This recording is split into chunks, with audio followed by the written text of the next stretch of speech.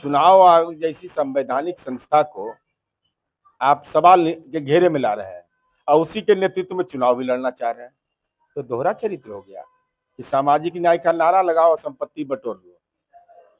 अगर चुनाव आयोग गलत है तो फिर उस चुनाव आयोग के नेतृत्व में हम चुनाव क्यों लड़ेंगे भाई? अगर वो सत्ताधारी दल का वह राजनीतिक काम कर रहा है तो हमको चुनाव लड़ने का जरूरत क्या है? कि दोहरा काम नहीं होगा। चुनाव आयोग जैसी संवैधानिक संस्था पर अगर सवाल खड़ा कर रहे हैं तो आरोप तय करने के पहले आप आरोप मुद्दा तय करिए। किन मुद्दों के आधार पर घेराबंदी कर रहे हैं बताइएगा। इसके लिए न्यायालय जा सकते हैं आप सक्षम चुनाव आयोग है कि भाई ये चुनाव आयोग में ये दोषपूर्ण ये नीतियां हैं, इसका निराकरण हो चुनाव, तब इसका मतलब समझ में आता है। लेकिन आप चुनाव आयोग पर ही सवाल खड़ा कर दिए, अब फिर चुनाव आयोग के नेतृत्व में चुनाव वो लड़िएगा। वाह, ये तो अद्भुत ज्ञान है। चुनाव जल्दी होंगे विधानसभा के। नमस्कार, आप देख रहे हैं 4 PM और मैं हूं अभिषेक मिश्रा।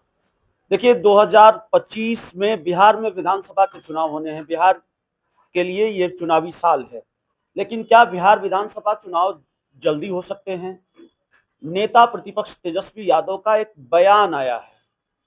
चुनाव आयोग को वो बीजेपी का चीयर लीडर बता रहे हैं और इसके साथ ही उन्होंने ये अंदेशा जताया है कि चुनाव जल्दी हो सकते हैं। उनके बयान का लबोलुआब भी है। हमारे साथ जेडीयू के मुख्य प्रवक्ता नीरज कुमार हैं। तेजस्वी यादव भारतीय जनता पार्टी का चीयर लीडर बता रहे हैं चुनाव आयोग को, कोरोना का जिक्र कर रहे हैं, 2020 के विधानसभा चुनाव का जिक्र कर रहे हैं और वो कह रहे हैं कि 2020 में भी ऐसी स्थिति थी, चुनाव होगा कि नहीं होगा, तो हम लोग तैयार हैं, चुनाव जल्दी होगा विधानसभा का, इसके संकेत वो दे रहे हैं। जब चुनाव आयोग जैसी संवैधानिक संस्था को भाजपा का चेयर लीडर बता रहे हैं तो चुनाव क्यों लड़िएगा? जब आपको भरोसा ही नहीं चुनाव आयोग पर है, चुनाव आयोग जैसी संवैधानिक संस्था को आप सवाल के घेरे में ला रहे हैं और उसी के नेतृत्व में चुनाव भी लड़ना चाह रहे हैं, तो दोहरा चरित्र हो गया कि सामाजिक न्याय का नारा लगाओ, संपत्ति बटोर लो। अगर चुनाव आयोग गलत है तो फिर उस चुनाव आयोग के नेतृत्व में हम चुनाव क्यों लड़ेंगे भाई? अगर वो सत्ताधारी दल का वह राजनीतिक काम कर रहा है तो हमको चुनाव लड़ने का जरूरत क्या है? कि दोहरा काम नहीं होगा।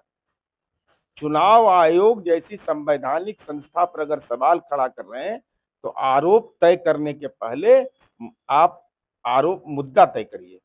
किन मुद्दों के आधार पर घेराबंदी कर रहे हैं बताइएगा। इसके लिए न्यायालय जा सकते हैं आप सक्षम चुनाव आयोग है कि भाई ये चुनाव आयोग में ये दोषपूर्ण ये नीतियां हैं, इसका निराकरण हो चुनाव, तब इसका मतलब समझ में आता है।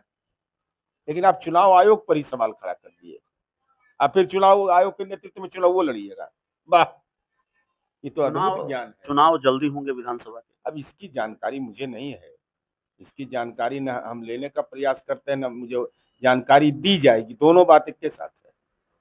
बहुत लंबा दशकों का अनुभव है राजनीति का सर, बहुत बारीक समझ रखते हैं इन चीजों की। हमारी समझ से यह सरकार का विशेषाधिकार होता है और बिहार जैसे राज्य में बहुत सारी चीजों को देखना पड़ता है।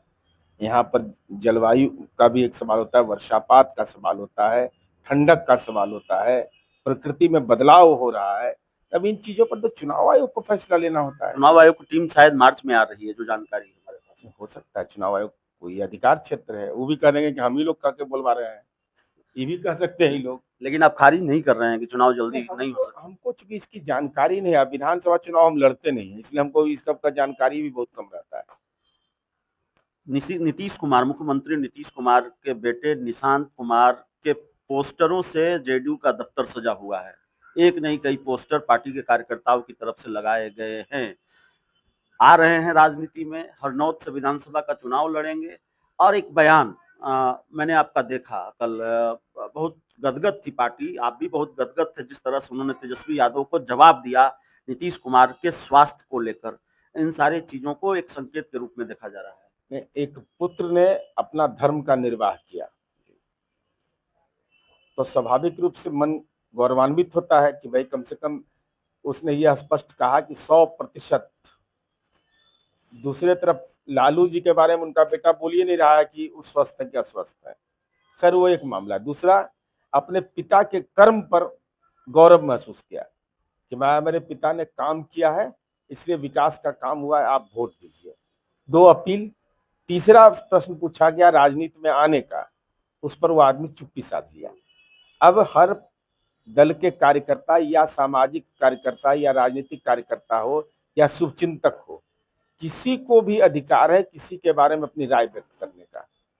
तो अब जनता दल यू का तो अपना घर नहीं है, वो तो पार्टी का ऑफिस है।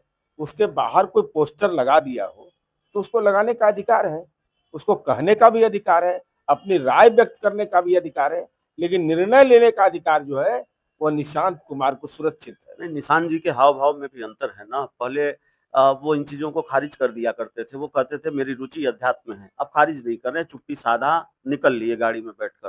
तो राजनीति में ऐसी चुप्पी का मतलब क्या होता है, आप तो बेहतर जानते हैं। नहीं, मीडिया में बहुत तरह की बात है। कुर्ता पजामा पहन करके आए, भाई तो कुर्ता पजामा तो शुरू से पहनता है, ऐसा थोड़ा है कि अभी नया पहन रहा है। अरे इस ढंग का, चूंकि वह दूसरे अंतर्मुखी नौजवान है वो, तो वो स्वाभाविक रूप से वो सेंट्रल स्कूल, सरकारी स्कूल से पढ़ा है, बीआईटी मिश्रा से पास आउट है। ऐसा नहीं कि नौकरी नहीं लग सकता था, हर कोई स्वाभाविक रूप से समझ सकता है। अब न उनके पिता ने कोई इच्छा व्यक्त की है, न उसने इच्छा व्यक्त की है, लेकिन मीडिया की इच्छा देख रहा हूँ लगातार है। ये मीडिया की इच्छा नहीं है, आपकी पार्टी के कई नेताओं से बातचीत होती है, मैं नाम ले सकता हूँ। आपकी पार्टी के आपकी सरकार के मंत्री हैं जमा खान, उनसे हमारी बातचीत हुई। आपकी सरकार, आपके सरकार के मंत्री हैं अशोक चौधरी, उन्होंने कहा कि जब मेरी बिटिया सांसद हो सकती है, निशांत राजनीति में क्यों नहीं आ अरे सकते। भाई आ सकते हैं तो मुख्यमंत्री जी से वार्ता होती होगी नहीं सब लोगों की, हमको इस संदर्भ में कोई वार्ता नहीं हुई नहीं, है, न आपकी हमको नहीं हुई है, जानकारी है। आपकी नहीं हुई है, लेकिन दबाव है, ऐसा लगता है पार्टी के नेताओं का, पार्टी के कार्यकर्ताओं का बड़ा दबाव है अरे निशांत राजनीति दबाव में। नहीं, कार्यकर्ताओं की सदिच्छा है जी, और वह प्रकट हुआ है। उन लोगों ने अपना पोस्टर बैनर लगाया है, लेकिन निर्णय का सर्वाधिकार सुरक्षित है निशांत कुमार के पास। जो जानकारी है सर, जो जानकारी है वो जानकारी यह भी है कि जो करीबी रिश्तेदार हैं मुख्यमंत्री के, उनका भी बहुत दबाव है निशांत पर भी और मुख्यमंत्री नीतीश कुमार पर भी। और ये सारी चीजें आपकी पार्टी के, ये सारी जानकारियां आपकी पार्टी के अंदर से निकल कर आ रही हैं। मैं बहुत जिम्मेदारी के साथ कर रहा हूँ। जिनको पता है, हमको इस सब ना कोई बताता है ना हमको जानकारी लेने का प्रयास करता आप पार्टी के मुख्य प्रवक्ता हैं, आप पूरी तरह से खारिज कर रहे हैं इसको, निशांत नहीं आएंगे राजनीति में। है। अब तक कोई इच्छा ही नहीं व्यक्त किया है, तो जो इच्छा ही नहीं व्यक्त किया है तो हम उस पर क्या प्रतिक्रिया देते? कोई आ जाए औपचारिक प्रतिक्रिया तब ना।